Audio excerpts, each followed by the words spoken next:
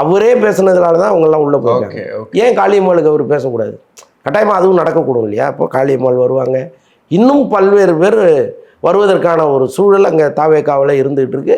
விஜயும் அதற்கு முழு மனதோடு தயாராகிட்டு இருக்காரு. ஸோ அதனால் இப்போ நாஞ்சில் சம்பத்தெல்லாம் இறங்கி ஒவ்வொரு தொகுதியாக போனாருன்னா கட்டாயமாக அனல் பறக்கும், அதில் ஒன்றும் சந்தேகம் இல்லை. ஆனால் இப்போ பல கட்சிகள்லேருந்து வர்றாங்க. செங்கோட்டையன் அவர்கள் கார்த்திகை தீபத்துக்கு ஒரு போஸ்ட் ஒன்று போடுறாரு. அதில் எம்ஜிஆர், ஜெயலலிதா, அதுக்கு மேலே அண்ணா, கீழே புஷி ஆனந்தும் இருக்கார். போட்ட உடனே இங்கே பெரிய பேசு பொருளாக மாறுது, சர்ச்சைகள் வெடிக்குது. இல்லை, கட்சிங்கிறது வந்து ஒரு தொப்பியோ துண்டோ கிடையாது அவுத்து வச்சுட்டு போகிறதுக்கு. அவரெல்லாம் உணர்வோடு சம்மந்தப்பட்டவர். எம்ஜிஆரை வந்து உணர்வாகவும் உயிராகவும் பார்த்தவர், அம்மாவை அப்படி தான் பார்த்தவர். அவர் வந்து நான் இன்றைக்கி விஜய் கட்சியில் சேர்ந்துட்டேன், விஜய் படத்தை பாக்கெட்டில் வச்சுப்பேன், ஒரு தொண்டு போட்டுப்பேன் அப்படிங்கிற ஆள் அவர் கிடையாது. அவர் வந்து அந்த நன்றியை மறக்கவே கூடாதுன்னு இருக்கார். தவிர்க்க முடியாத காரணத்தினால் அதிமுகவிலேருந்து வெளியில் வந்தவர்.